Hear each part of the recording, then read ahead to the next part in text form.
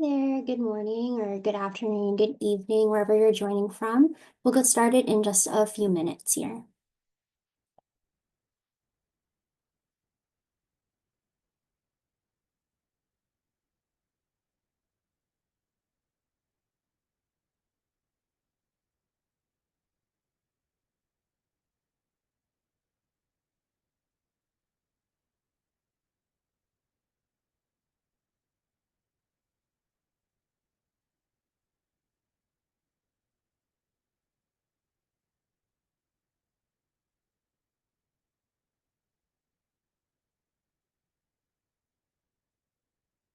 All right. Hi there, everyone. My name is Katherine Chan, and I'm a Senior Assistant Director on the MBA admissions team. I'm so happy to be joining you this evening. That is Eastern time, but I appreciate everyone joining from all around the world. I'll go ahead and, share the agenda for today. Today, I will share an application workshop and then a program overview of our full-time Flex and Flex MBA online programs. Then I will share a video from our McDonough Career Center. And lastly, we'll be joined by 3 current MBA students who are in the full-time MBA program. They'll be graduating in spring 2026, but they'll be joining us at the end of today's session. I also wanted to share logistically, if you have any questions, feel free to drop them into the Q&A box. That way we can track them and answer them more efficiently than in the webinar chat box. So I will go ahead and start with a question. If you could just drop into the chat where you're joining from, whether it be DC, West Coast, somewhere else, I'm excited to see where you all are coming from. We have a few DC people, Maryland, LA, New York, China, Boston, Dominican Republic, Miami, Philly, Georgia, Mexico, Florida. Great. Thank you all for joining us today, especially those in the later hours of the day. I also wanted to learn why you're all applying for the MBA. Are you falling within one of 3 categories, either career enhancer, hoping to grow in your current industry or function, or are you a career switcher, hoping to pivot at the end of your MBA, or an aspiring entrepreneur? So either an enhancer, career switcher, or aspiring entrepreneur. And entrepreneurship doesn't necessarily mean that you want to start your own business. It could also mean that you want to work at a startup or a VC firm, for example. Great. So we have a few career switchers, enhancer/entrepreneur. Great. Great.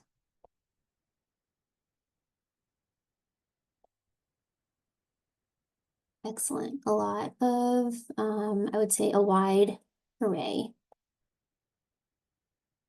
Great. All right, so we can go ahead and get started. Just a reminder to please enter any questions into the Q&A box, and then I will try to answer those as we go across the presentation here. So to get us started, I'm going to start with our application workshop. And so when reviewing applications, we take a really holistic approach. We understand there are many components and facets that make you, you, and we also want to benchmark you against some of your peers and other applicants. So the application does consist of 6 main criteria: the letter of recommendation, your academic history, your personal essays, your test score, and your work experience. And then based on an assessment of those components, we may invite you to an evaluative interview. So the way we would break down our holistic approach is through either a quantitative or qualitative approach. So going over the quantitative component of our holistic process, this includes test scores, your academic history, and your years of work experience. So the quantitative data helps us to understand, measure, and benchmark you as compared to your peers. So later in this presentation, you'll see what those benchmarks look like, but we do have our class profile, which I'll show you later in this presentation. And so The quantitative component, it's just one facet of your application, but they're really important for us on the admissions committee because we want to understand that you'll be able to academically manage the rigor of the MBA program. So diving into your academic history, when we look at academic history, we're reviewing your undergraduate transcripts or graduate as well, and looking at your GPA and the courses you've taken and any trends that we see. So your GPA is obviously an indicator of your academic performance. We do advise that you meet our profile benchmark. And so you can see here um, that for the full-time MBA, the range is 2.7 to 3.7. Later in this presentation, again, I'll show you the class profile so that you can see what the average GPA is too. And so typically we have the mid 80% range, which I just shared with you, 2.7 to 3.7. When we look at the mid range, it helps us to understand your classroom experience and your ability to manage the business and quant classes in the program. So to set the record straight, because I get this question a lot, is there a traditional background for an MBA? Definitely not. I would say what makes Georgetown so unique is that we have people coming from a variety of undergraduate majors, industries, and academic backgrounds. So when we look at your academic background, we aren't necessarily looking for a business major. We're really looking at, again, all of those components in terms of your GPA, grades you've earned, and what classes you've taken, and any trends that we see. I also want to provide, again, some clarity around the GPA component. If you studied at an institution that wasn't on a 4.0 scale, such as the 2.7 to 3.7 mid 80% range, you can submit your transcript as is, and it doesn't require a WES or WES evaluation. Essentially, we will convert the GPA based on the grading scale supplied by your institution, and so there isn't any additional work on your end. And so going into test scores, of course, we want to remind you that your test score is simply one indicator and that, of course, standardized tests aren't perfect and that everyone takes these exams differently. So we understand that applicants might have a strong academic history versus test scores. That's why we look at the quantitative part in a holistic way. So we aren't just looking at your test score being weighed, let's say like 100%. Unlike law school or medical school applications where the test score tends to define the application, these are just one part, again, of your MBA application. So again, going with that holistic approach that we are discussing today. One thing we do suggest prospective students looking to apply is evaluating the different exams that are available. So we accept the GRE, the GMAT, and the executive assessment. We also offer a test waiver. And so if you qualify for the test waiver for full-time MBA, you would actually need to apply on our website through a form where we will ask you for your resume and your transcripts. From there, you would receive an email whether or not you've been approved for the test waiver. And so I can actually share that the waiver form is not yet live on our website for fall 2026, but definitely look for that in mid-August. And then if you're applying to the Flex or Flex MBA online programs, we do also offer a test waiver. However, you don't need to apply for the waiver. Essentially, we have the criteria on our website, and then you would see if you would qualify. So the criteria for Flex or Flex Online is if you studied science, engineering, or math or business and had a 3.1 GPA or higher, you would qualify for the test waiver.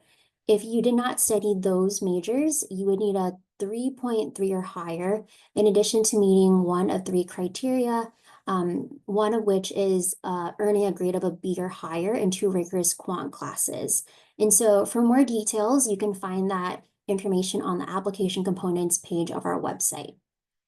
I would also share that, given that we do accept 3 types of exams, GRE, GMAT, and executive assessment, definitely understand that we aren't expecting a GMAT score. I think that oftentimes when people talk about a business school application, they think they have to take the GMAT. Certainly that's not true. We actually have a really large percentage I believe it was about 40% of our applicants who came in with a GRE score. So definitely examine or assess based on how you perform on those test exams, which one is a better fit for you. And so the last part of the quantitative evaluation is the quantity of work experience you have. So when looking at applications, we typically do advise, based on our class profile, which again, you'll see later, that you have an average of 5 years of work experience. However, the minimum required is 2 years of post-undergraduate work experience. That means that if you, let's say you graduated in May of 2023 and you started working full-time immediately, we would assume that you'll have 3 years of work experience by fall 2026. So that means that in terms of quantity of work experience, it's not as of the time you apply to the program, but when you enter it. So if you apply right now, or if you apply in September, for example, and you have 3 years of work experience, when we read your application, we'll assume you'll have 4 by fall 2026. And before I go into the qualitative part of the holistic approach, I'm just going to jump into the Q&A to see if we have any questions.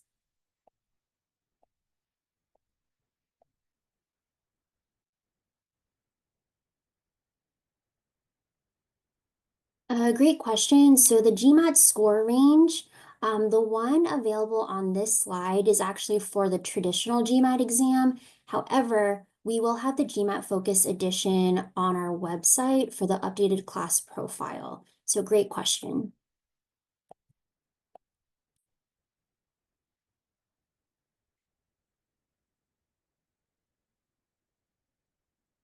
So someone had asked if I know how many students submit a test waiver for the Flex MBA program. I would say it's pretty high, and so definitely it's not something that should deter you if you believe that you qualify for it.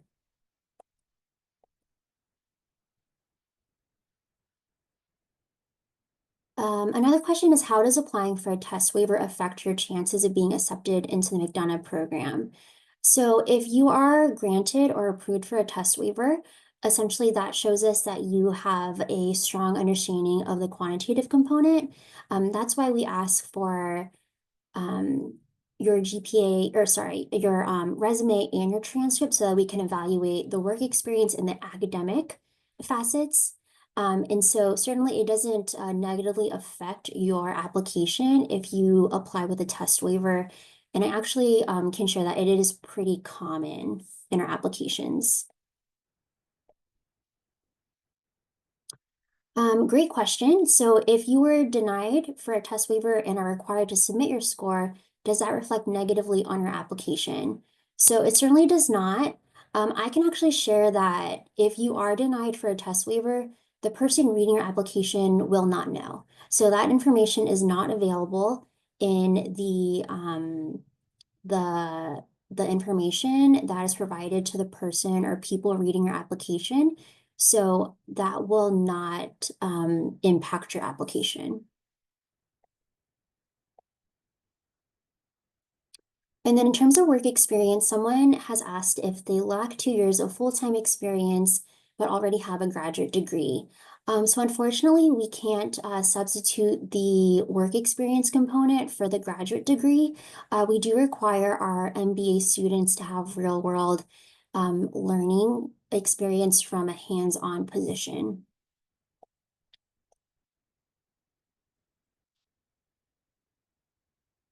Yeah, so to clarify, should we list the work experience in terms of our experience at the time of submission or at the anticipated time? So actually, when you submit your Georgetown application, we'll ask for the start date, and for the end date, you can keep it open, meaning that we'll just note the start date, and so you don't have to, on your end, note how much in terms of quantity of experience you have. We can calculate it ourselves.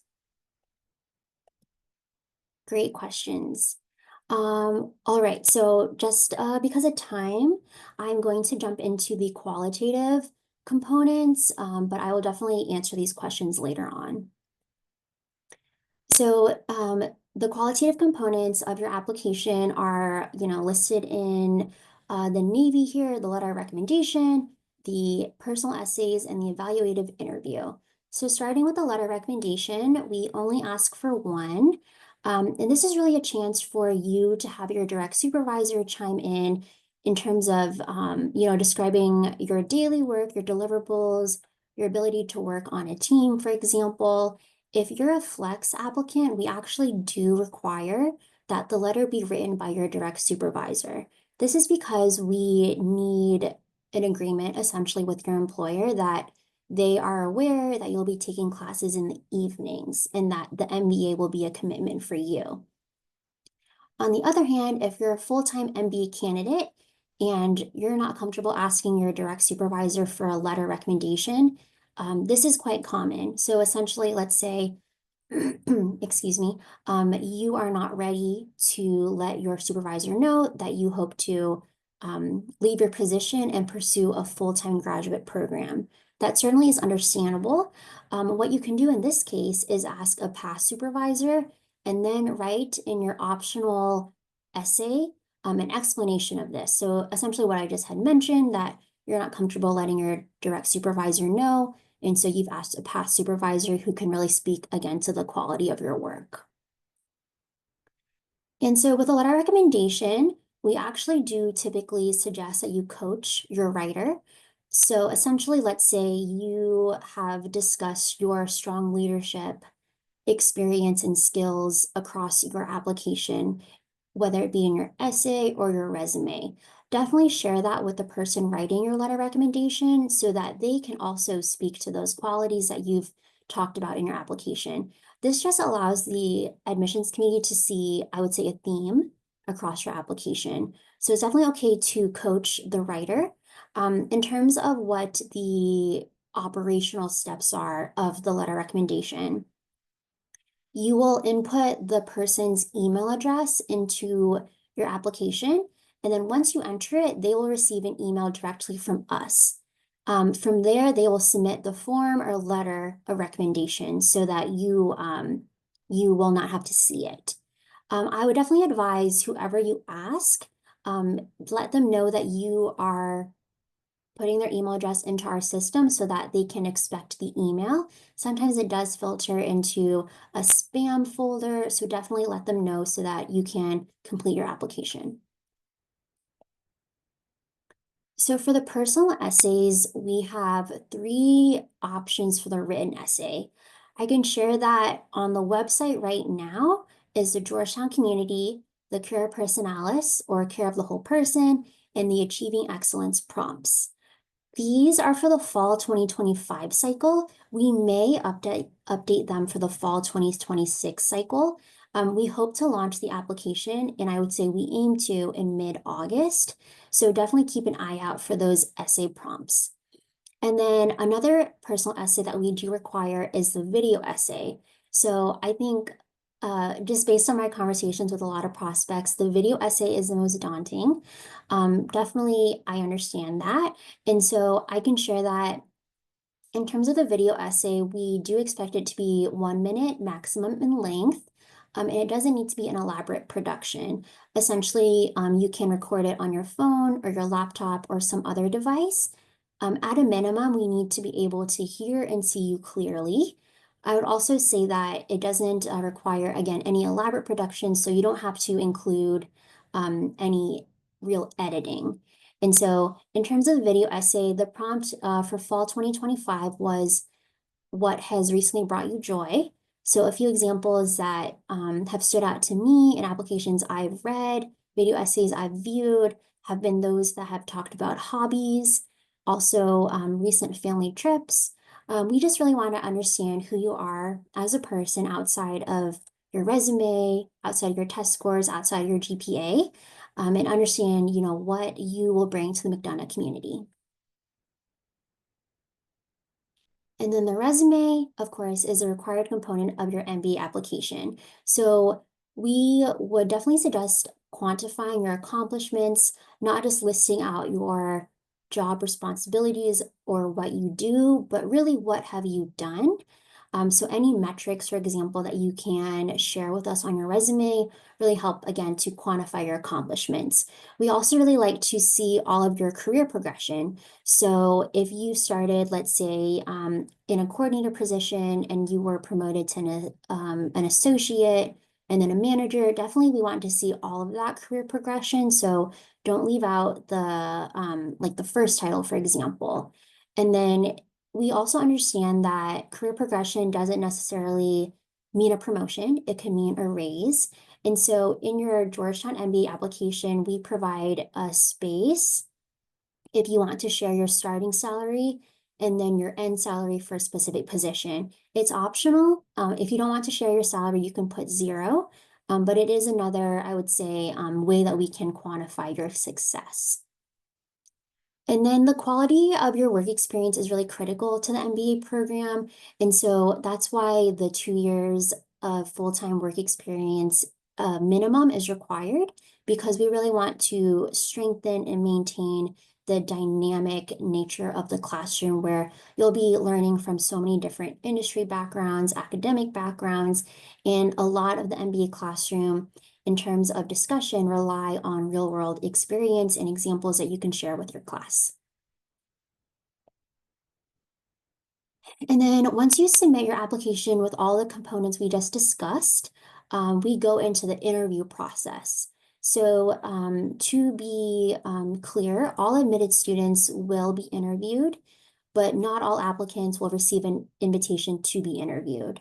Essentially, after we review the quantitative and the qualitative components of your application, we on the admissions committee would decide whether or not to invite you to be interviewed. In terms of what to expect for the interview, it's 30 minutes total, where 20 to 25 minutes are for your interviewer to ask you questions. And then the last 5 minutes are open to you to ask any questions of them.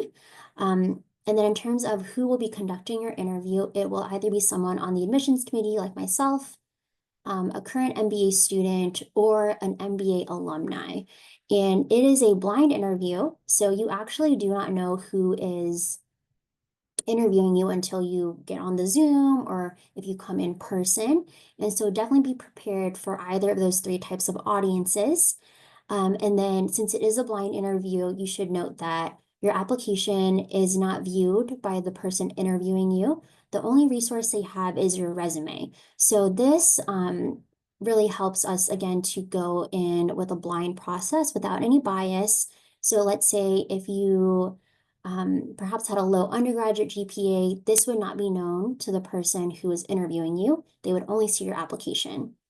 And I would also share that in terms of the timing of that interview invite, it's all the way up until 1 day before the decision notification. So definitely, if you have not been invited to interview and we're 1 week from the decision notification, don't panic. Certainly, you can still be interviewed all the way up again 1 day before the decision notification. And so I have about, let's see, a few questions in the chat. Let me go ahead and just answer a few of those before I jump into the next section. Great question. So this question is about the English proficiency exam requirement for non-US citizens. We do not take Duolingo English test. We take the IELTS, the PE, and the TOEFL. And we have the minimum scores on our website. Would you advise against asking a supervisor for a rec letter who you worked with 5 years ago? So you can definitely supplement a letter recommendation. You can submit more than one. We typically would advise, though, to submit a letter from someone who you recently worked with. Is the test waiver live date for this?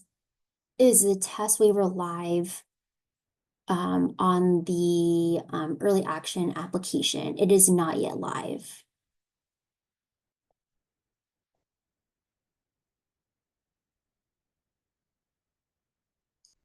It's a 3.1 or higher for STEM majors, weighted or unweighted. We essentially will look at your transcript and look at the final cumulative GPA. Is graduate school GPA calculated into an overall GPA or is it only undergrad GPA? We actually look at both separately. So we look at your undergrad GPA and then your graduate GPA separately.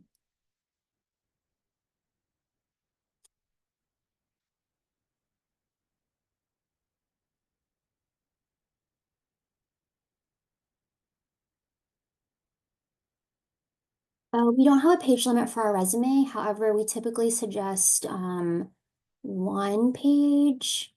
I have seen a lot with 2 pages, but typically it's 1 page.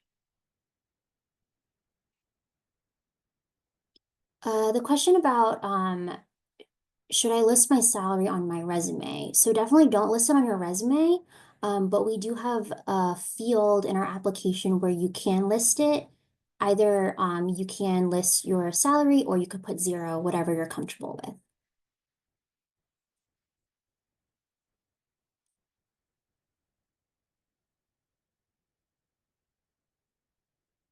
If someone has started an MBA program, can they transfer? Yes. And we have the transfer policy on our website, essentially in terms of how many credits can transfer. But we definitely do welcome transfers into either of our MBA programs. Okay, I do realize we still have questions. I'm going to go to the next slide, just to keep the time moving. And so this is our class profile for the class that entered in fall 2024. You could see this is the class of 2026. It will be updated in mid-August for the class that enters in just a few weeks, or the class of 2027. And so you could see in terms of what I had discussed previously in terms of the mid 80% range for the GMAT and then the GRE. As I had mentioned before, we do have a lot of students incoming who take the GRE, about 44% versus 26% with the GMAT. And then we also have a wide representation of industries, financial services, consulting, tech, government, and manufacturing, and then a large representation of 41 countries represented in the class that started last fall. And then this is our Flex MBA class profile. This is for the class that entered in fall 2024. So since the program is 3 years on average, they're the class of 2027. But you could see that it is also very diverse, 41% women, 22 countries represented, and you have that GRE and GMAT data as well. If you go on our website, we have the executive assessment data for the full-time profile. For Flex, the sample size is too low, but for full-time, we have it on our website. And then this is the Flex MBA online class profile, again, for the class that entered in fall 2024. So for Flex MBA online, we have 1 cohort every fall. So that's why the class size is 50 as opposed to 105 for Flex MBA. And so we have a wide representation of women, those in the military, and those that are underrepresented minorities. So across full-time Flex and Flex MBA online, you can see that it's a really diverse class. And finances, of course, this is really important for any applicant. This is a tuition cost per year in each program. I do believe that the data here is from the 2024 to 2025 academic year. So it has not yet been updated for this upcoming academic year. That should be available on our website either this week or soon. I can share that in terms of our tuition, we have a scholarship fund. So we have a little over $2.5 million available in scholarships. And so we have last fall, we had 40% of our full-time students receive a scholarship offer, and the data was similar for Flex and Flex Online. And the average amount for that scholarship was $40,000 for full-time, and then for Flex, it was about $12,000. And so in terms of that scholarship offer, we don't require a separate form or application in order to be considered for a scholarship. We essentially on the admissions committee review your application several times. And then if we deem to admit you, we pass your application to the scholarship committee. and they review it, and they award scholarships in terms of a goal of taking a holistic approach, but also recruiting a competitive and diverse class. So there isn't one component, as we had just gone through the application workshop, there isn't one component that is weighed more heavily than others. It is a holistic approach.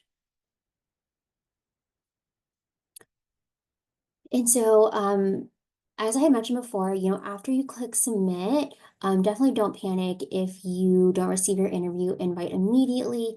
Essentially, after you click submit, your documents are reviewed, such as making sure you have all of your transcripts submitted, the letter of recommendation, your video link works.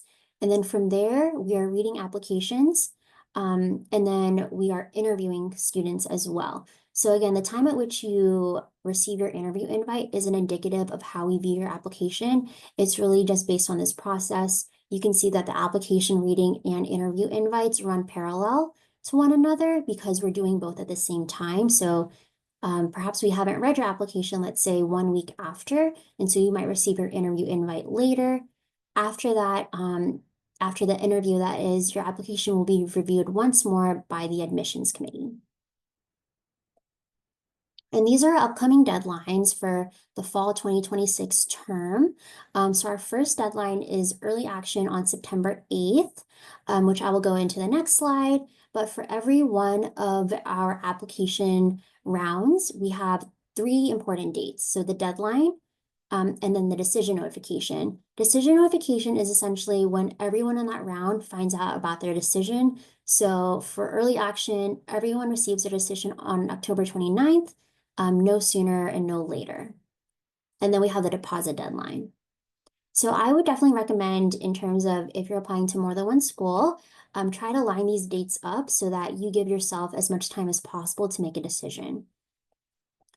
And then, as I had mentioned, early action deadline is coming up on September 8th. And really, we encourage those whose first choice of an MBA program is Georgetown, apply in early action.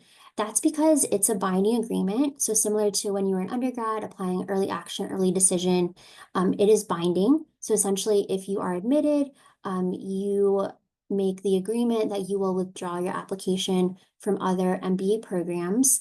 There are many benefits to early action, including the networking opportunities, knowing your decision earlier, and then, of course, the Dean's Fellowship, which for full-time MBA students has a minimum merit-based scholarship of $25,000 per year.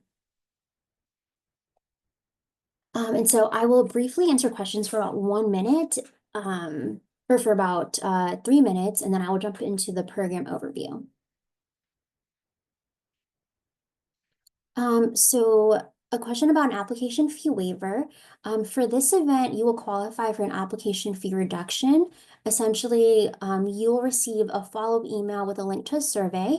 If you complete the anonymous survey about the event, then you will receive a code with the application fee reduction code. I will share that since we haven't launched the application, we will not send out the code immediately since you can't use it yet. For the fee waiver, we have criteria on the website, but it's mostly dependent on membership in a specific group, such as Forte MBA Launch, if you're a veteran, for example, but definitely check out the website.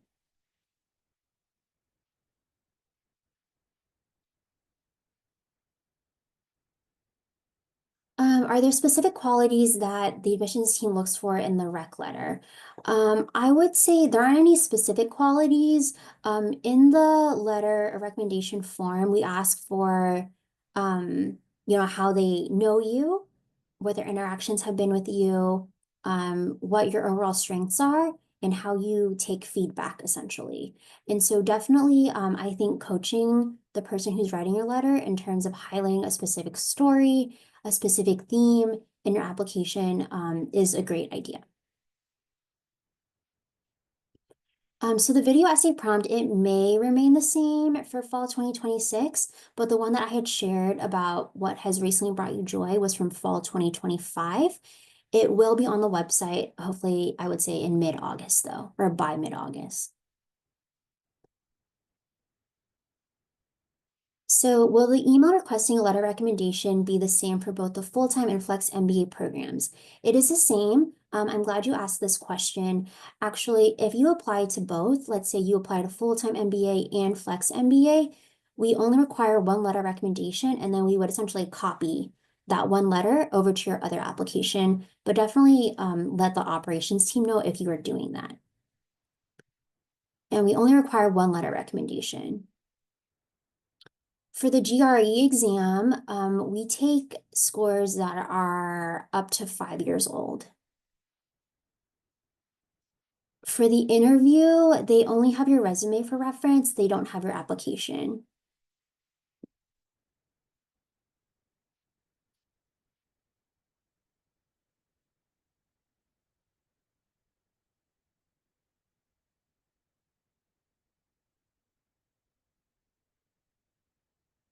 Would scholarships be offered differently for early action versus other rounds?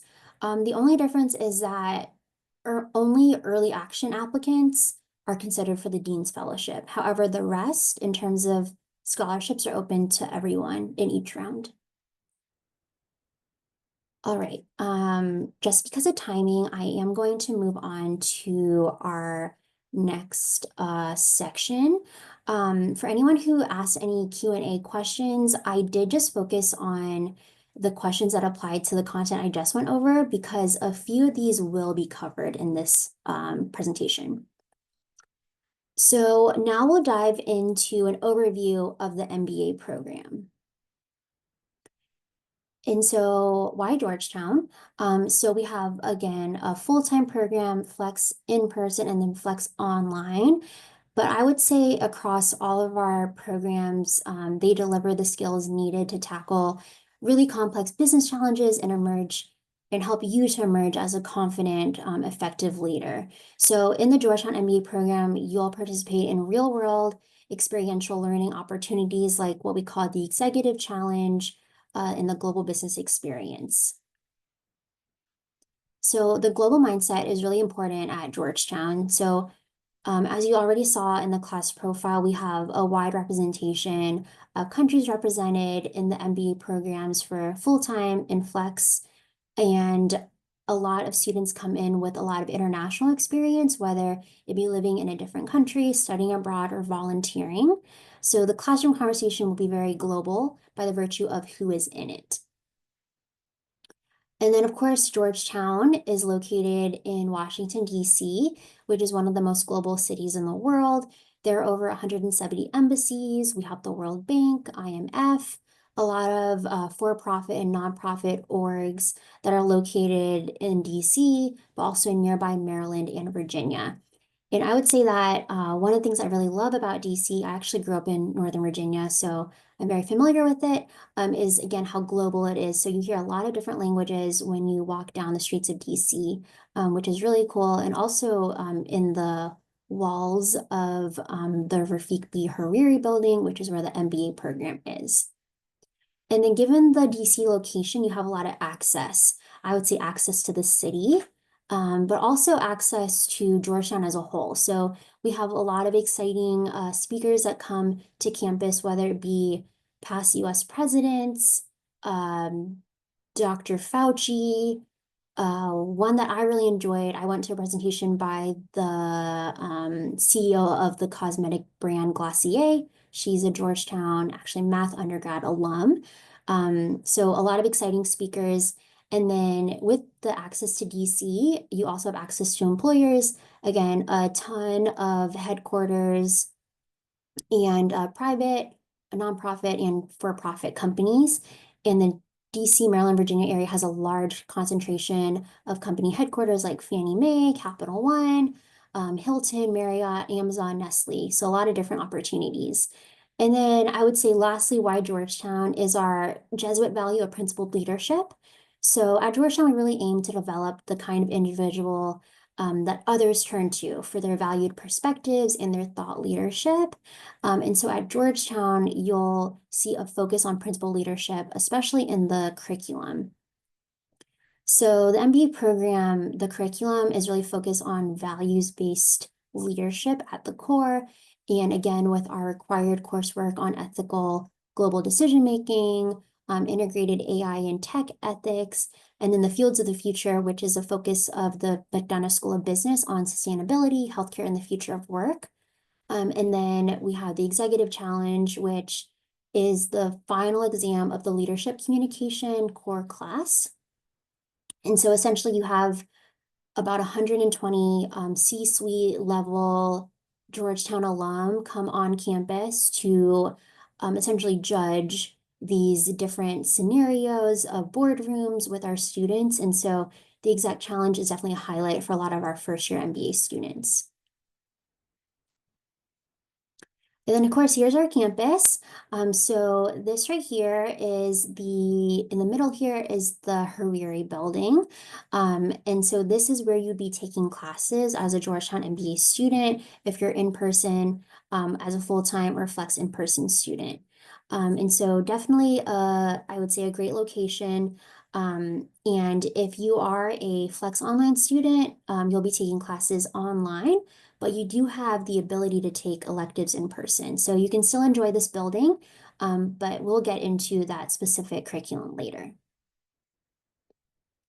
But in terms of deciding, which MBA is right for you, as I had mentioned, we have 3 MBA programs. So we have full-time, flex, and flex online. Whether you're a full-time student or a flex student, you'll graduate with a Georgetown McDonough MBA degree. If you're a flex online student, for example, it's not going to say part-time MBA on your degree. It will still say Master of Business Administration. So your curriculum is really designed to prepare you for those post-MBA opportunities. And with our curriculum, you'll experience earlier access to power skills development, data literacy training, and a lot of personalization in your core courses. Actually, in fall 2026, we will launch a redesigned curriculum. This is what this slide alludes to in terms of the curriculum being 45% core or required, and then 55% electives. And so right now, in terms of the class that enters in a few weeks, they will not have the new curriculum, but the class that enters in fall 2026, they will have this curriculum that's a mix of core, and then I would say a greater curation of electives. And so across all 3 MBA programs, you have access to the same professors and a similar coursework. All 3 programs operate on a cohort structure and model. So essentially for full-time, we have 4 incoming cohorts every fall, which are about 60 to 70 students each. For flex in-person, we typically have 1 or 2. And then for flex online, we have 1 cohort. And so with your cohort, you'll be taking all of your core classes with them. And then in your electives, that's when you can really, I would say, be more widespread in terms of being able to network with other students in your program or full-time and flex students as well. And so this is a bit about a breakdown, I would say an overview actually, of what the curriculum is for each program, but I will in a few slides share what the course map is for each.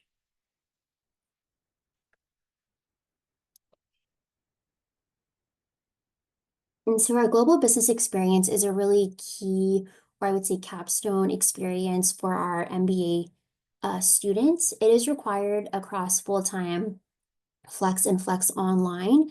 In the global business experience, you'll be working in small teams where you partner with executives from multinational organizations to address complex business challenges. So since we started the global business experience at McDonough, more than 5,000 students have worked on over 900 projects in 27 cities and across 5 different continents. So these are a couple examples of companies or clients: Uber, Marriott, Colgate, and then the locations, Brazil, UAE, Spain, Peru. So essentially you would be working virtually with your client for about 1 module or half a semester. And then you would actually travel to their home country. So for full-time MBA students, the trip occurs over spring break, and then you get a real spring break after. And then for Flex and Flex MBA online students, that trip occurs in the summer, and you would definitely get a heads up or notice in terms of when the trip is, so you can plan PTO. So these are, I would say, great experiences for our students, the global business experience. And then, of course, we have a really strong global alumni network.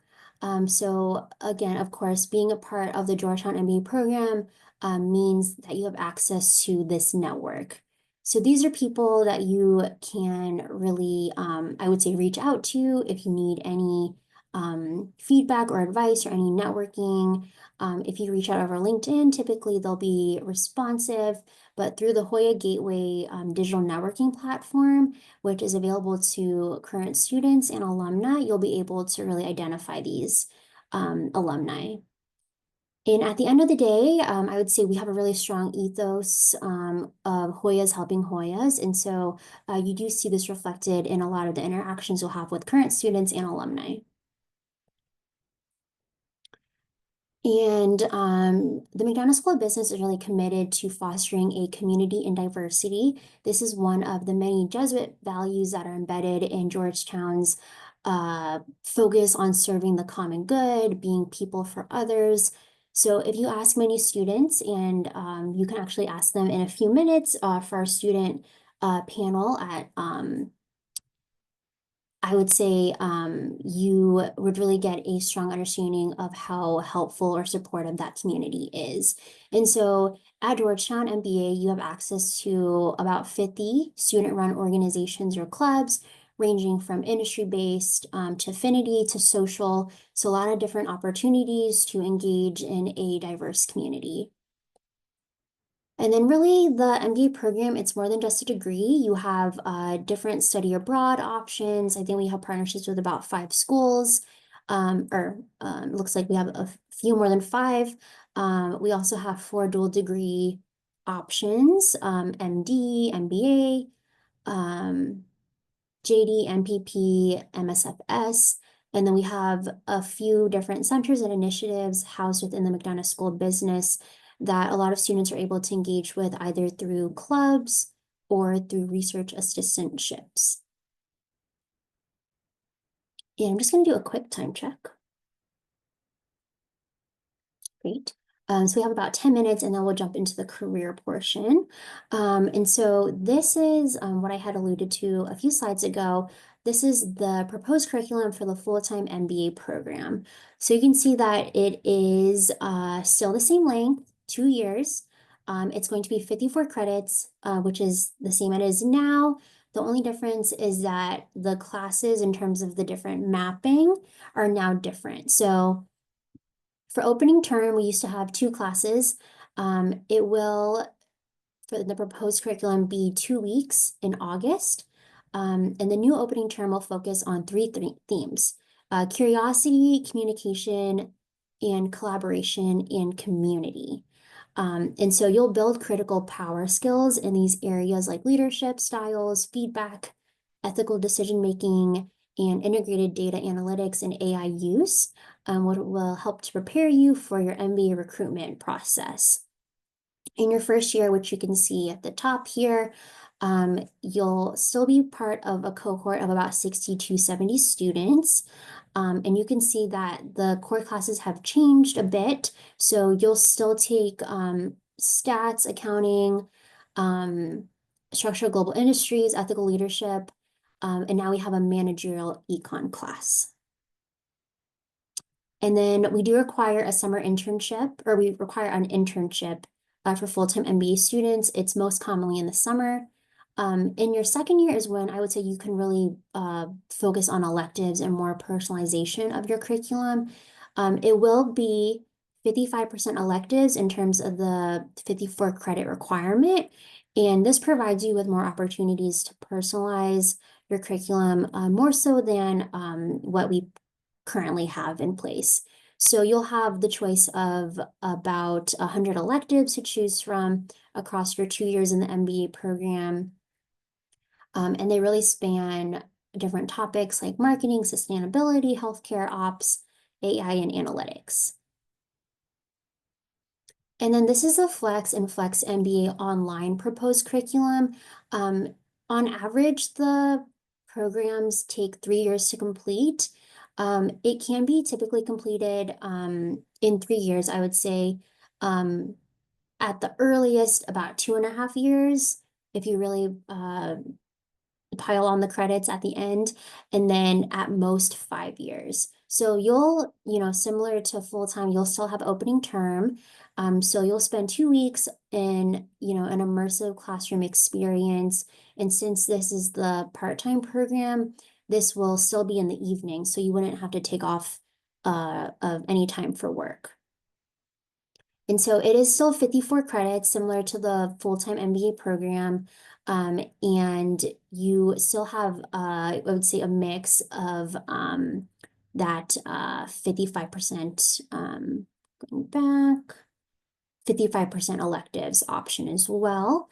And then you still are in the cohort model, so still going through all of these core or green classes with your cohort. And so again, a lot of personalization options with the electives. And we do have a list of electives available on our website, so you can have a better understanding of what that looks like. For the Flex MBA online program, the curriculum, the proposed curriculum that is the same in terms of the formatting. The only difference is that for Flex MBA online is you have 2 DC residencies, where you'll have to come to DC 1 week long each, typically 1 week before you begin fall semester for year 1 and year 2. And then your third residency is that global business experience. And actually, our Flex MBA online students, over the July 4th week, they went to Lisbon, Portugal for their GBE. And so we have about 5 minutes until we go into the career portion. So I will jump into the Q&A to see if I can answer any questions.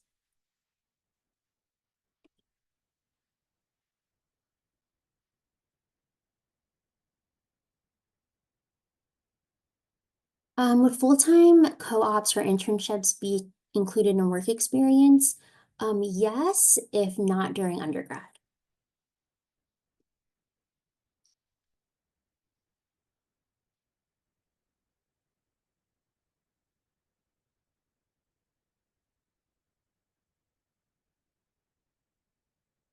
So your GPA that you share, actually, we do require your transcript from any institution that you've earned a degree from.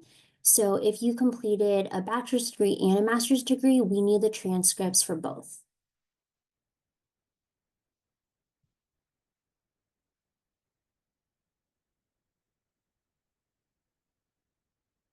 Lux MBA online students can attend electives in person. However, these green classes that are the core classes, they must all be online with your cohort.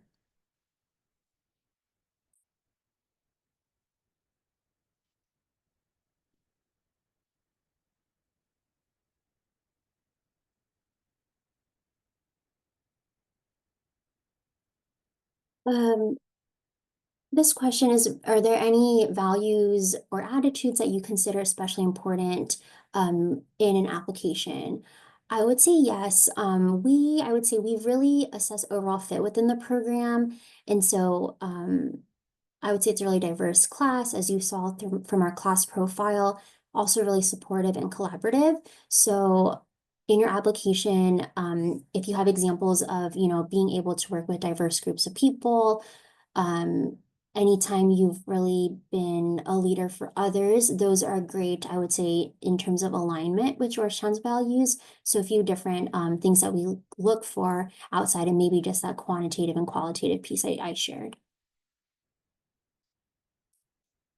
Are there any differences in level of competition in applying during round 1 versus round 2? And are scholarship opportunities similar for applicants in both rounds? So we use the same criteria across all rounds. So essentially, early action round 1 and round 2, and then round 3, the criteria will be the same. I would say the only difference is if you are an international student, we typically do suggest applying sooner rather than later just because of the visa process. And then I would also say, in terms of the scholarship funding, as I had mentioned, we have an allocated budget at the beginning of every application cycle. So as we go across, from round one to round two or round three, we have less money than we did at the beginning. Is there any impact to applying to both full-time and flex? There is no impact. We evaluate both applications separately. The only advice I would have or recommendation is to let our main inbox know so that they can copy over your letter recommendation.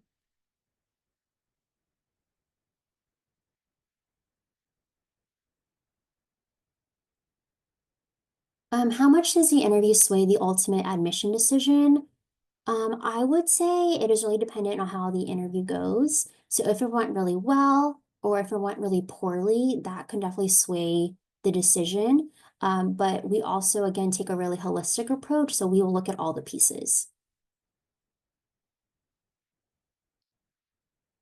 Can you submit more than one letter recommendation? Yes, you can. It would just be in the same space as the first letter.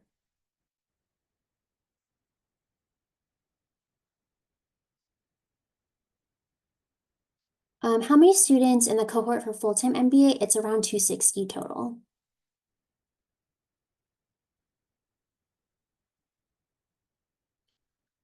How does the GBE differ from international travel in the spring semester of year two? It's actually the same. And so just being mindful of time, I'm going to switch over to our Career Center component. And actually will stop sharing because I realized I didn't include the sound. So let me, 1 second.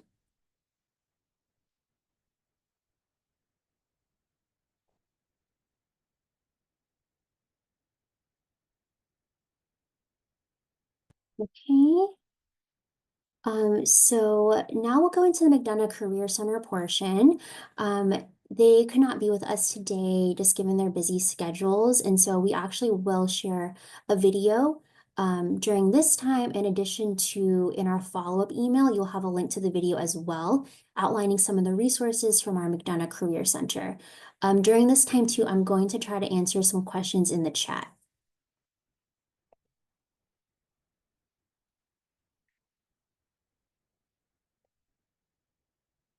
Hoya Saxa. My name is Laura Venice, and I am the Senior Director of Career Curricula and Communications at the McDonough Career Center. I'm very excited to present to you today. We're going to be speaking about how the McDonough Career Center partners with our MBA students. We start by making sure all students have summer career curricula and onboarding, meaning before your program even starts, you will have the foundations you need to be successful. Also, we're going to talk a little bit about our industry and function expertise and how we provide career coaching and make sure all students are supported in their own custom job search framework. So the summer start, and this is something I'm very excited to discuss with you today because we think it's a real advantage to hit the ground running when your program starts. We have an asynchronous summer career course for all MBAs, full-time MBAs, flexible MBAs, flexible online MBAs. When you start your program in the fall, you will already have an employer-ready resume.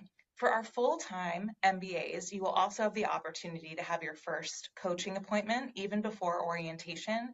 And for our flexible and flexible online MBAs, you will have a resume reviewed via email. Our personalized job search framework includes a career portfolio, ensuring all students have a solid resume, cover letter, outreach messages so that you're confident in looking for that internship or new full-time job. We have industry, function, and geography targets. So we help all students ensure that they have a plan moving forward so that you're quite strategic in how you're looking for opportunities that are a good fit for your goals. We also help ensure you have a target company list, access to employers, and really solid networking tools. In addition to, of course, LinkedIn, we have Hoya Gateway, which helps you connect with alumni. Our coaching team is aligned with industries and functions. What that means is each member of our team not only works directly with students to provide custom career coaching, but they also have constant conversations with our employers. So they're learning exactly what is needed in the marketplace, what the employers are looking for, so that they can provide the most up-to-date advice and information and contacts to our students. This is a hybrid model where our coaches are not only providing coaching, but they're also the ones in touch with our employers.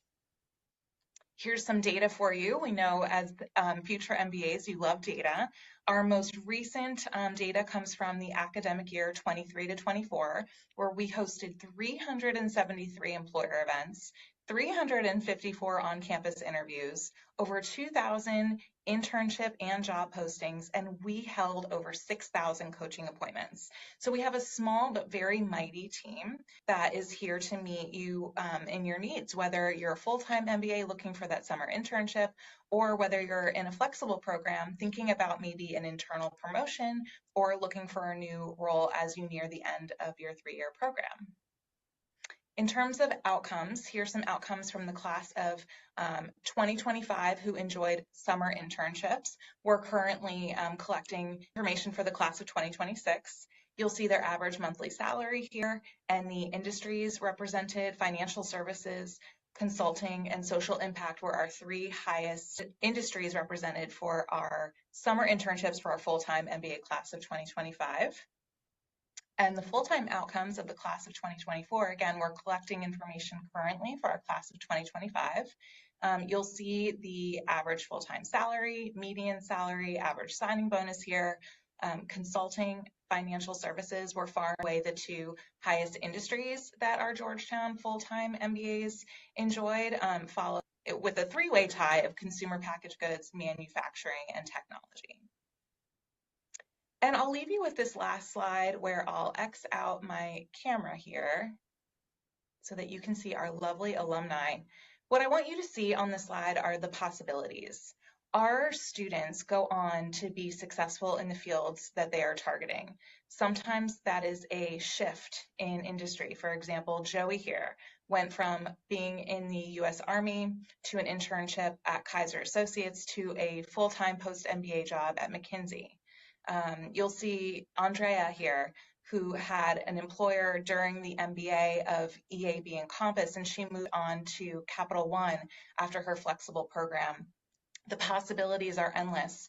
What we at the Career Center help you do is figure out what your goals are and help you come up with a plan to strategically achieve those goals.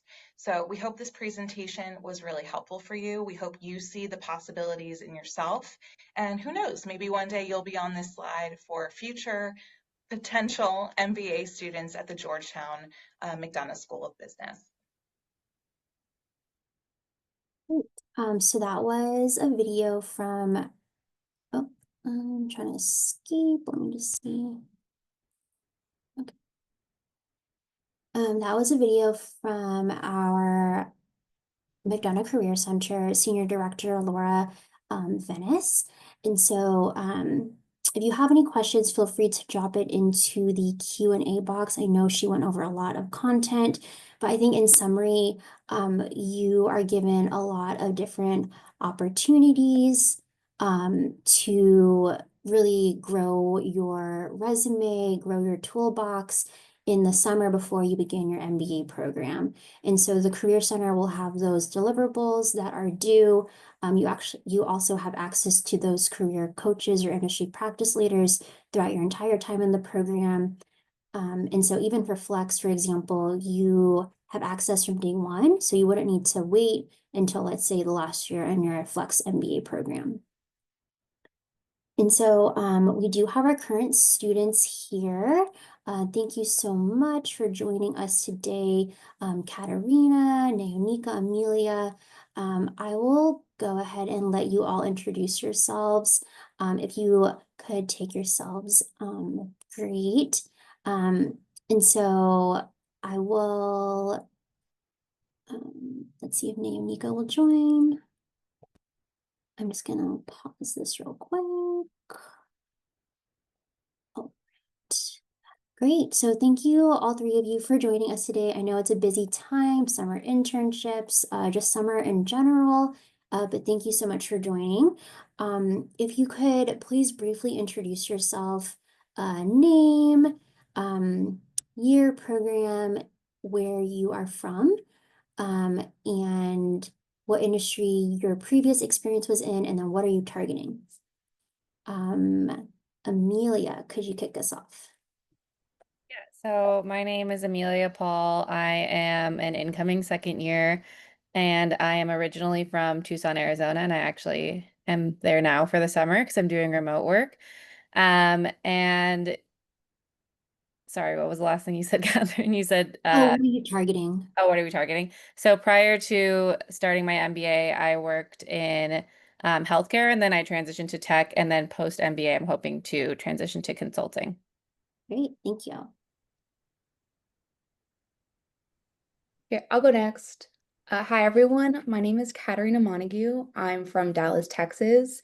Um, and I'm missing home right now. The weather here is humid, and I got bit by like a mosquito 1,000 times last night, so I'm just missing home.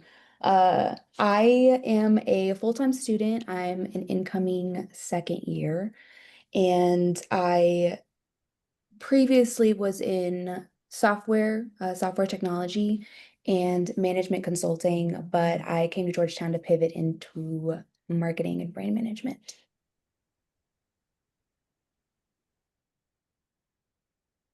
Thanks, Katrina. I'll go next. I'm Neonika, and hello everyone. Sorry. I'm from India and I just moved to the US last year for my MBA. Also going into the second year with Amelia and Katrina soon. Prior to my MBA, I had a mix of tech consulting and public sector consulting background. And over the summer, I'm right now in New York with PwC and yeah, post MBA, I hope to be in consulting too. So let's see, we will figure out if we get the full-time offers or not very soon. So keeping my fingers crossed for that. Great, thank you all for being here. And so jumping right into it, why did you all choose Georgetown for your MBA? I can go. I'm already unmuted. Um, I chose Georgetown. I knew I wanted to stay in the Northeast area of the country, so I really only applied for schools in that area. Prior to moving to DC, I was living in New York, and then I lived in Boston. So that's kind of where I targeted. And then what I really liked about Georgetown when kind of finalizing my decision was the community feel and the smaller class size, just because I went to the University of Arizona, which was a really large class size school, and part of me wonders like if I had the opposite experience. That was something that I really appreciated about Georgetown. We can keep going in order of our photos. Um, I think the decision to get an MBA and the decision to go to Georgetown kind of happened simultaneously because I never ever anticipated getting an MBA. I made fun of MBAs. I hate business. Like it was never in the cards for me.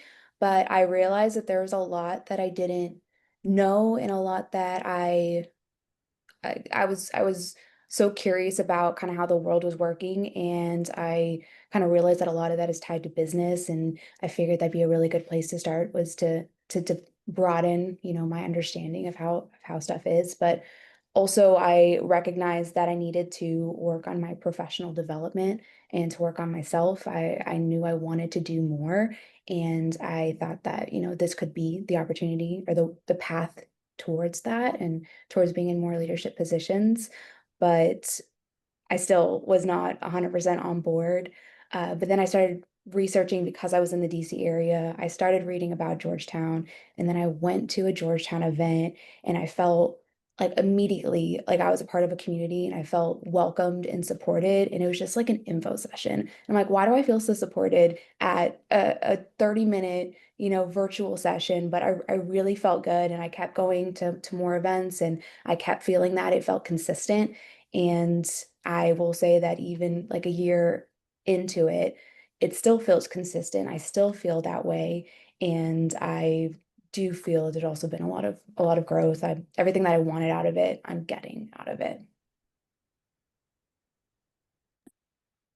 Yeah, and I think just to add to what Amelia and Katrina were saying, similar reasons, but I guess additionally, I was somebody who was also looking at schools which could play a good balance between business and impact because I've had um, some experience in both the tech consulting side, but also like nonprofit and social impact. And I see myself long term in that area.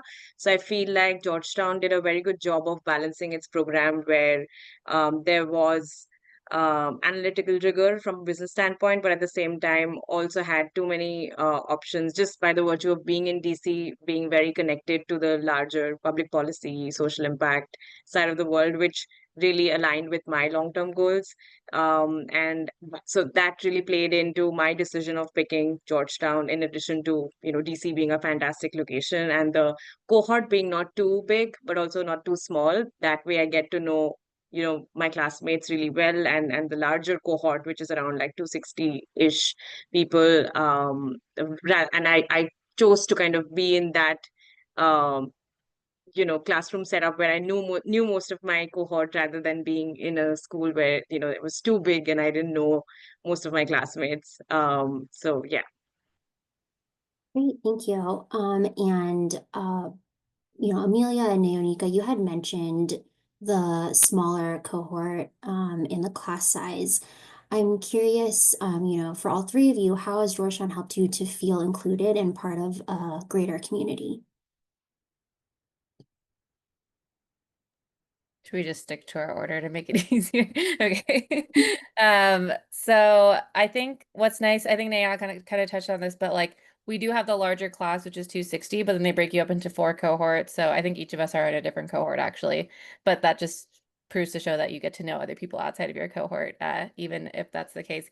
But I think in terms of involvement, like you have your cohort, but you also have like your interests, right? So you can join something like the Net Impact Club, or you can join the Women in Business, or there's the South Asian Society. I'm also part of the Volunteers Club. So finding people that kind of align with your values is really important. And that's kind of a way to like form your circle. Obviously, a lot of the times it's easier to form your circle with who you're spending a lot of time with. So a lot of my friends actually happen to be in my cohort or in the groups that kind of naturally form. Like Katherine and I, for example, are in the consortium. So we got to go to Indiana over the summer and spend time there together too.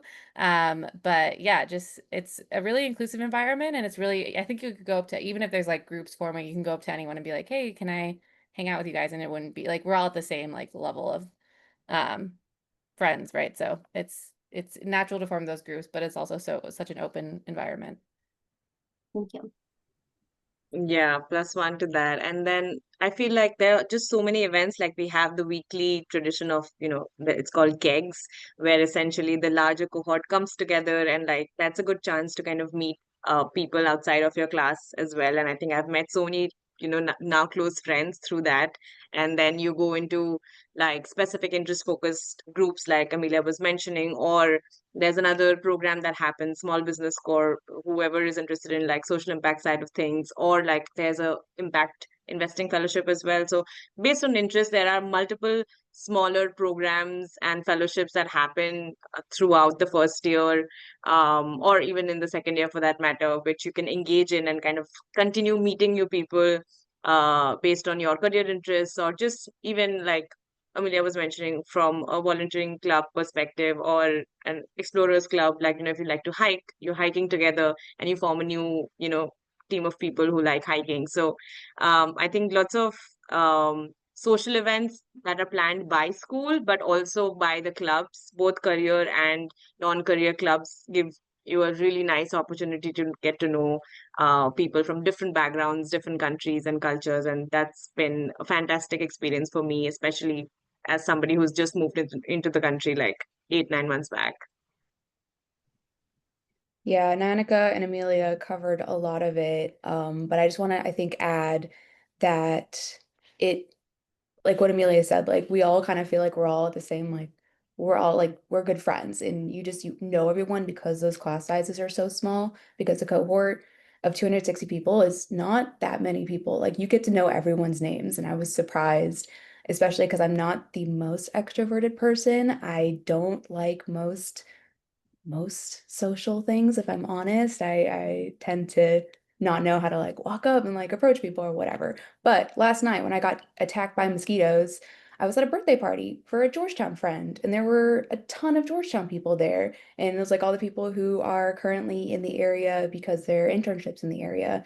And it felt good. I felt comfortable with everyone. I was walking up to people and like saying hi. I'm like, oh my gosh, I haven't seen you in a while.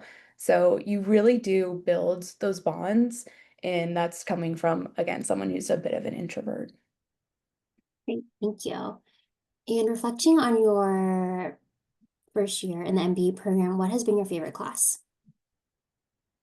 I'm unmuted, so I'll just take it. I think my favorite class so far was an elective that I took. So we do certificates, and I'm sure we've talked about them earlier, but one of the certificates, what the certificate I'm trying to pursue is the certificate in customer analytics and insights.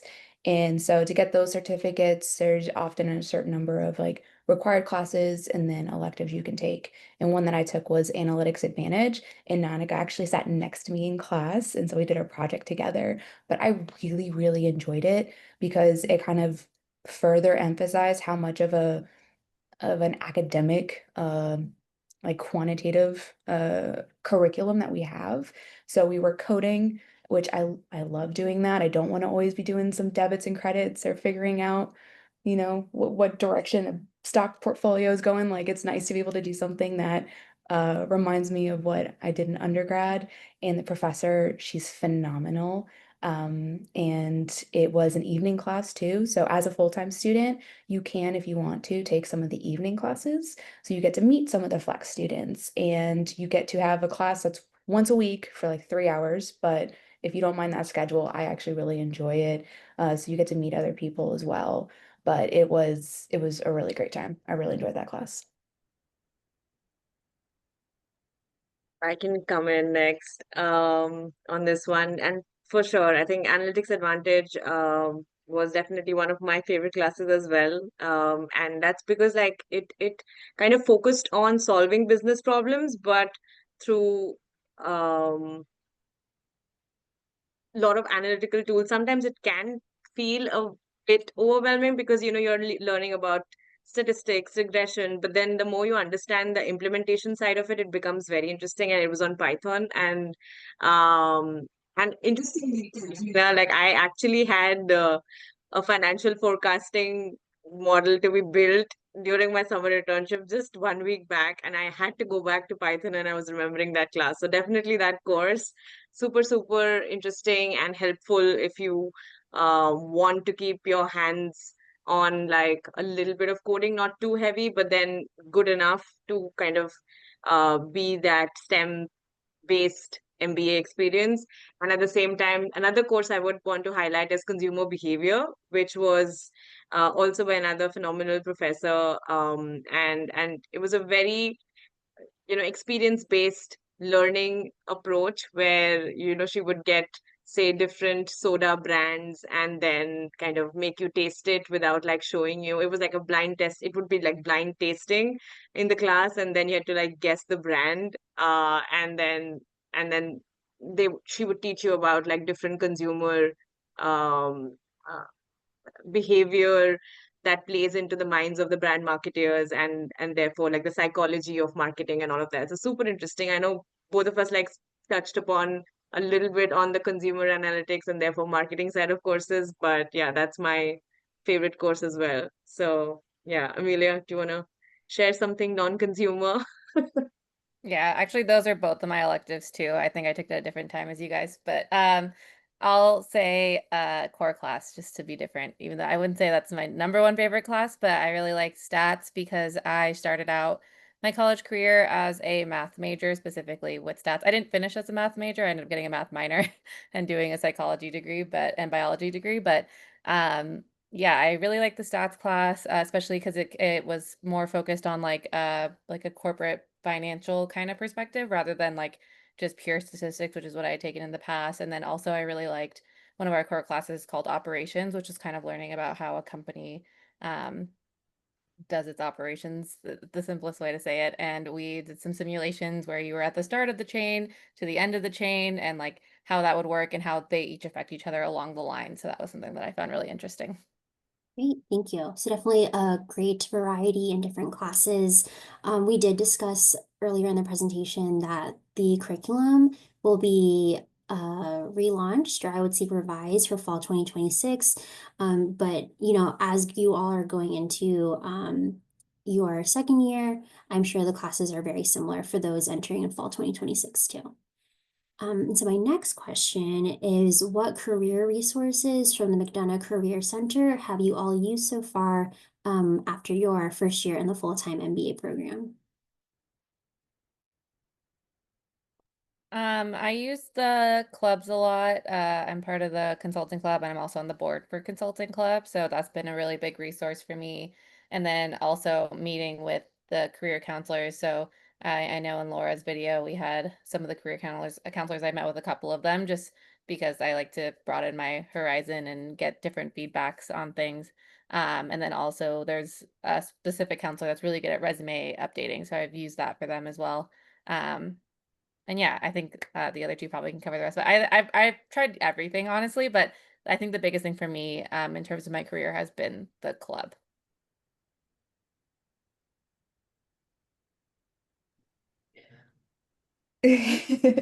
I will say that there are several career fairs that happen, and um, there was one last year in the DC area. It was the National Black MBA, and it'll be in Houston this year, I'm pretty sure.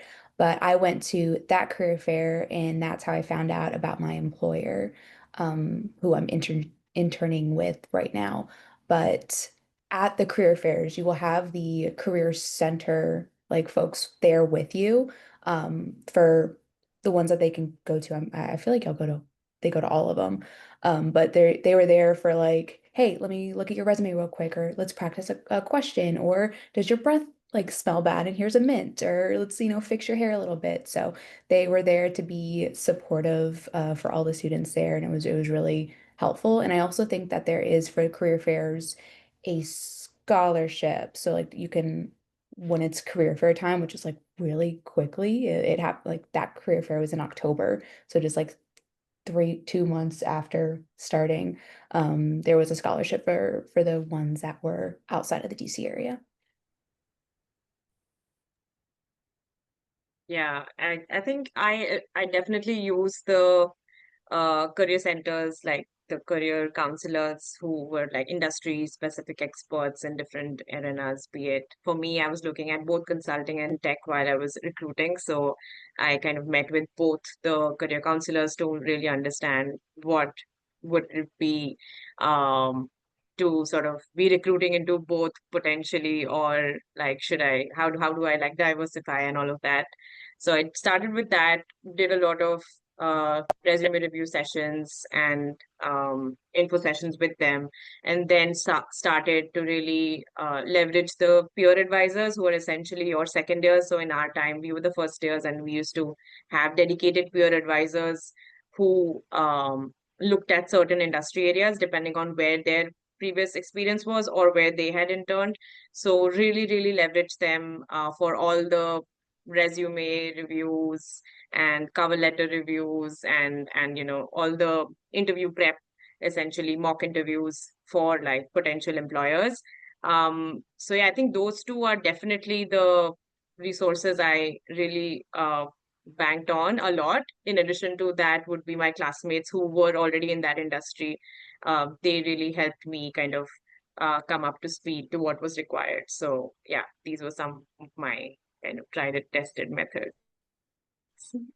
Thank you. Yeah, it's great to hear about all the different resources that you all have used from the McDonough Career Center and also from your peers as well. So I do want to be mindful of your time, of course. I know we're nearing the time here. My last question for you all is, what advice would you give to these students? It is a mix of students who are considering early action, considering round one, maybe, they're still doing their research if they want to apply to Georgetown. What advice would you have for them? I think it is really important to get an actual feel of the area. So whether it be like if you are able to come for an interview or if you're able to come prior to applying too, just to check out the schools, I found that really valuable in my search. I know obviously for those maybe who are international, it's a little bit more tough, but I know a lot of schools offer like virtual tours or something like that, just to like really get a sense and feel. And then also all three of us are student ambassadors. Like we have our information on the website that you can reach out to people like us individually and ask your questions and meet with people, like not just at Georgetown, like wherever you're applying. I think I recommend just like speaking to the students, because that's something I wish I did a lot more of during my application process, because that's who's going to give you the um best feedback on your like true experience and what you value and what you align with. So that's my advice. Yeah, I was also going to say that, being able to get as many interactions as possible and talk with as many students as possible, I think can help you like feel in your gut that it's the right decision because I mean, it's for a full-time program, it's 2 years. For Flex, it can be like 3 years. It's a big chunk of time. It's a huge commitment. So like it's understandable that you want to really feel good about your decision. So really just doing the proper amount of research. And really like what on that Career Center video, looking at those numbers, saying like, hey, does this align with the direction that I'm going? Are these the type of industries I want to go to? Because like Georgetown has a lot of really cool things that it offers, but you just want to make sure it's just all aligned with what your path is. Obviously, we have a lot of consulting, a lot of like CPG, a lot of finance and banking. So if those are kind of your paths, like just take a look at those reports and make sure it aligns. Yeah. Um, I would just add that apart from the cultural fit, which is very important because you're investing so much of your time, effort, energy, all sorts of resources to be here for the full-time program, at least, I feel definitely assessing that cultural fit. If you see yourself here in the community, doing that by speaking to people. But also, I think just having a good criteria for what is more important to you when you're selecting those schools, right? Because for some, it may be like an industry that they want to go to. For some, it may be like a location over anything else. So I feel it's very important to set what your top five criteria are in terms of selecting schools, and then going in very intentionally with the application process, because I'm assuming like most of you are working full-time professionals.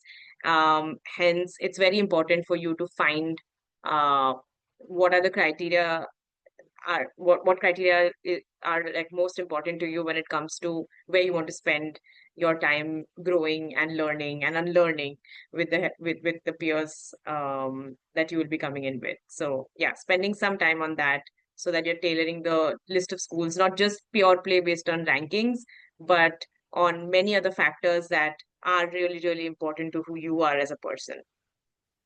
Great. Thank you all for your feedback and advice to this group of students. If you all have any questions for the participants, that is, for these current students, feel free to drop them into the Q&A box.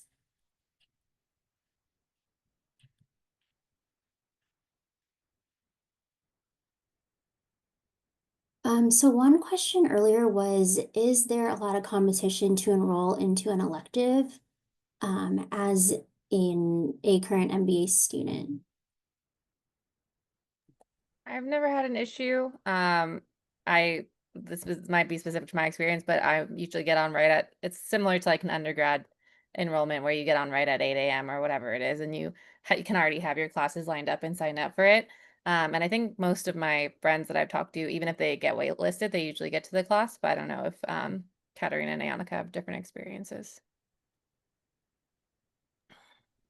Yeah, because I think when you sign up for your own classes for the electives, because for like when you first get to Georgetown, your core classes, like they're already on the books. That's where you're going to class. You can't change that. So when you start adding in your electives, there's often like some criteria for it. So this one is priority for flex students. This one, it's like that evening class I was talking about, that would be typically priority for flex. If there's extra space, then full-time can join.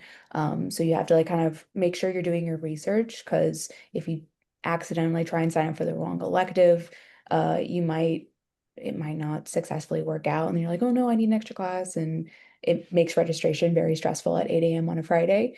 But there's not usually an issue. I've gotten into all the classes I've wanted to.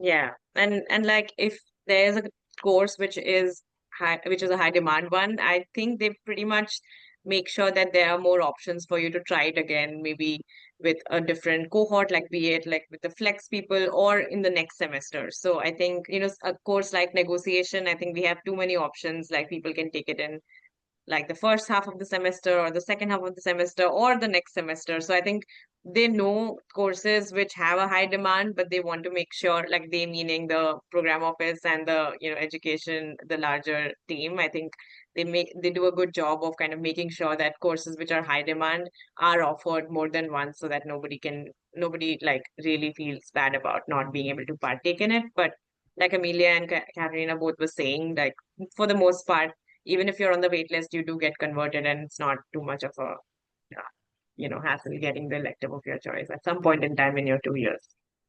Thank you. And last question for you all before you leave, what makes Georgetown unique from other schools you were considering during your MBA application process? I think for me, that goes down to one, the location. We're in such a prime location of DC. So that's something that's really important to you. Obviously, Georgetown is a great fit. And then again, while I was narrowing down, it came down to the community and the class size. So for me, it was after coming, I only came to Georgetown for my interview, and it was after kind of spending time here during that day and getting to know people that helped me make that decision.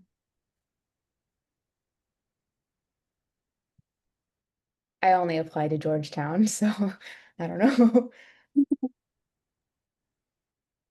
For me, it was for sure like the intersection of business and impact, and how there was a strong focus on building principal leaders, and that came across very much in all the conversations I had with the students at that time, and continues to sort of be reinforced, especially after the first year and having had a lot of first-hand experiences with value-based leadership and just genuinely wanting to do good and do better for the world at large. So yeah, I think those are some of my reasons which made Georgetown stand out.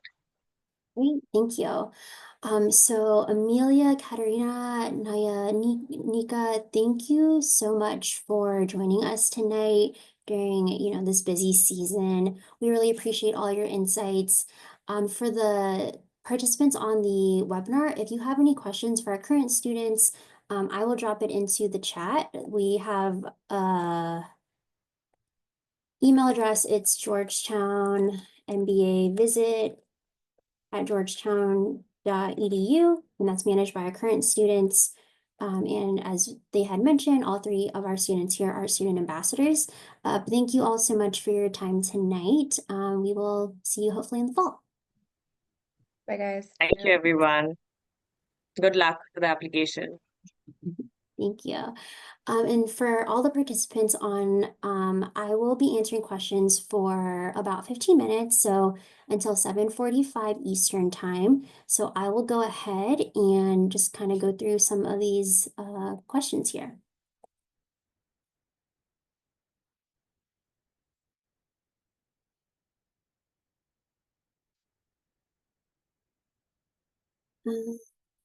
Great questions. So if you fall in the career switcher bucket, which we had previously discussed, how would you recommend organizing work experience on your resume? So great question. I would say that if you are a career switcher,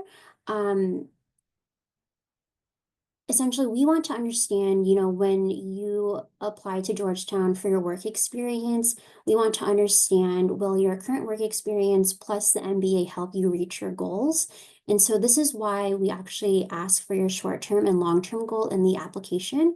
At a minimum, we need function and industry, but if you have a bit more context, like what companies you might be targeting. This will help us understand, if it's feasible. We want to make sure there's clear ROI for you. In terms of how you organize your work experience, I would recommend organizing it as you typically would, even if you were not a career switcher.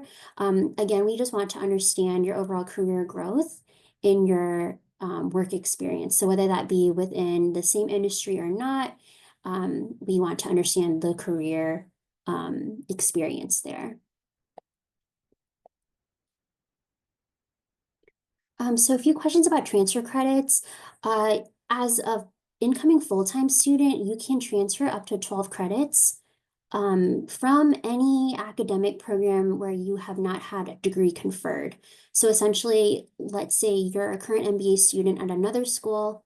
That's what this question actually is. If you're a current MBA student at another school, we can transfer up to 12 credits from that program to the Georgetown MBA program.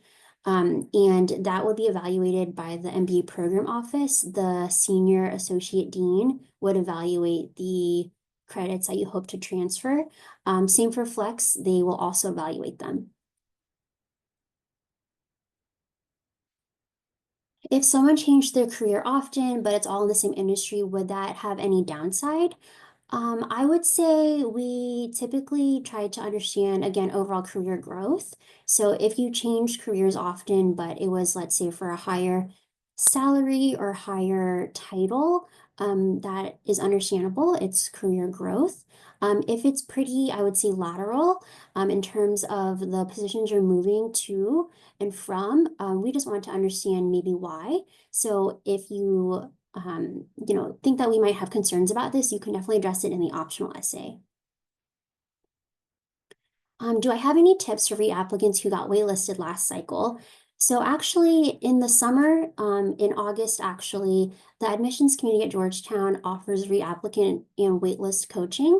So essentially, if you were waitlisted last year, or you were denied for any reason, or if you were admitted and decided not to come, you can request reapplicant coaching.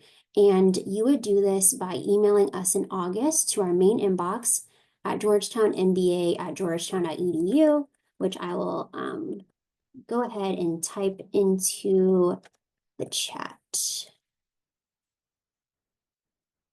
I'm going to the chat instead of the Q&A.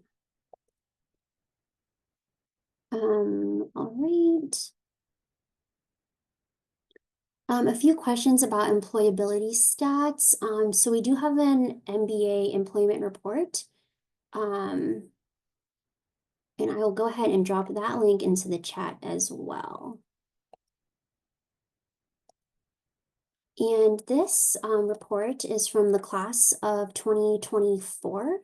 And so for the class that just graduated in May 2025, we should have these data finalized in likely October or November, when we'll have the actual materials.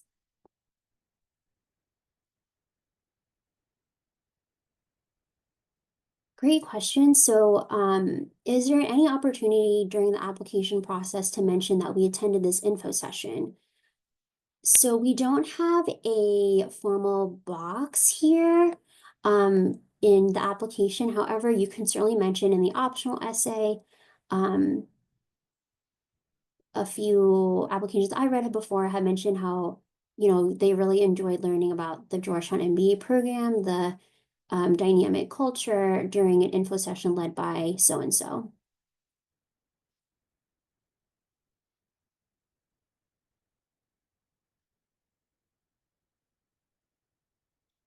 Could you advise on how the classes work for the Flex in-person program? Is it every night of the week? Great question. So as a reminder, I will just go back so you can see what that looked like. For the Flex curriculum, all of your classes, core and elective, will be in the evening. So for in-person students, classes start around 6:20 p.m. For Flex online students, classes start around 7:20 p.m. That's to accommodate those on the West Coast. And then you have class for about 2 hours. And so if you are a Flex or Flex MB online student, you'll only be in class twice a week, either Monday, Wednesday, or Tuesday, Thursday, depending on which cohort you're assigned to. On the other hand, if you're full-time, you're in class Monday through Thursday. On Fridays, you don't have class. This is because you might be going to, let's say, a conference, as Katerina had mentioned, or you'll be doing interviews or recruiter info sessions. But for full-time, you're only in class Monday through Thursday. And then some flex students, if they have an agreement with their employer, they decide to take electives with the full-time students during the day. So if that works for you, you would be able to. As students had mentioned, it isn't very competitive to be registered into a class. And so you can be flexible that way too.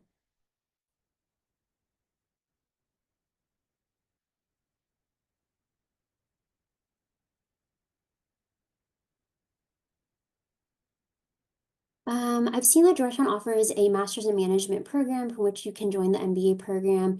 If you're starting a new career, pivoting from another, are you eligible to complete this joint program? So for the MIM program or master's in management program, they don't require any years of work experience. However, for the MBA program, since we have the 2-year minimum, we do expect some work experience coming in. However, if you are starting a new career, I guess this implies that you already have work experience.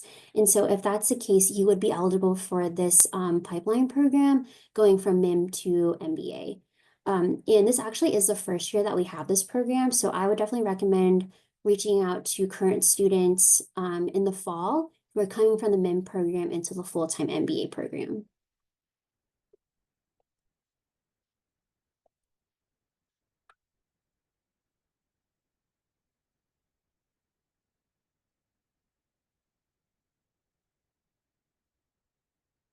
Applicants who've pursued entrepreneurial ventures alongside traditional corporate roles, what's the most effective way to communicate this dual track experience in the application?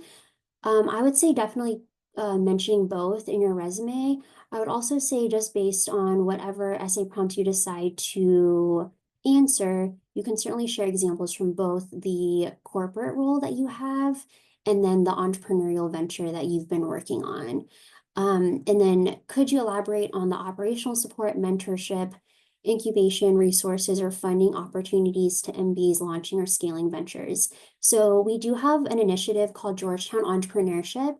It's led by Professor Jeff Reed, who started a similar program at UNC, and now he started and now he leads the one at Georgetown. And they have a few programs that really help our entrepreneurs in the program. The most prevalent, I would say, are the pitch competitions, where we have hosted what we call Bark Tank. It's similar to Shark Tank, and it's open to the entire Georgetown community. So not just MBA, although I would say in the past few years, the top prize has gone to MBA students. In this past year in April, when they had Bark Tank, we had a really generous donation from Ted Leonsis and his family, with about $200,000 in award money that was distributed across, I believe, 5 winners. And so a lot of different opportunities. And then as an alumni, you can be part of the Venture Fellows program, where essentially you would be provided with mentorship, and I would say most importantly, an office space in downtown DC. We actually do have a WeWork floor, essentially, in an office right next to the law school. So a really prime location, and all the fellows work together on that one floor. So you have a great outlet to, share ideas. And so in the fall, I would definitely recommend whoever answered this question are interested in entrepreneurship, reaching out to our student ambassadors to ask if they can connect you with someone in Georgetown entrepreneurship.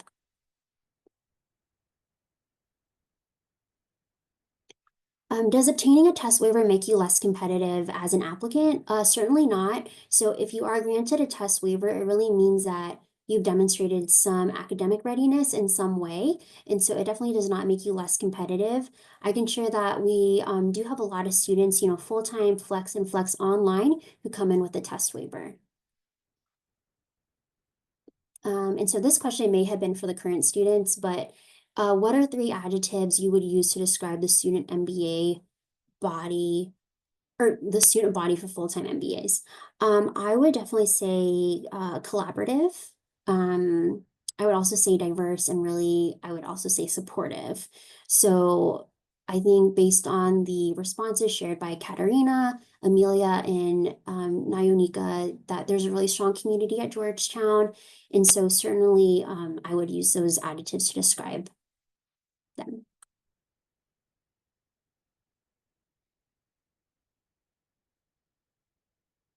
For applicants who have already completed a master's, to what extent is that degree important as compared to the undergraduate degree? We look at everything that you submit. So we weigh everything evenly or equally. I would say if your undergrad GPA was very poor for any reason, and your master's degree is much higher, that's definitely a positive trend that we would consider.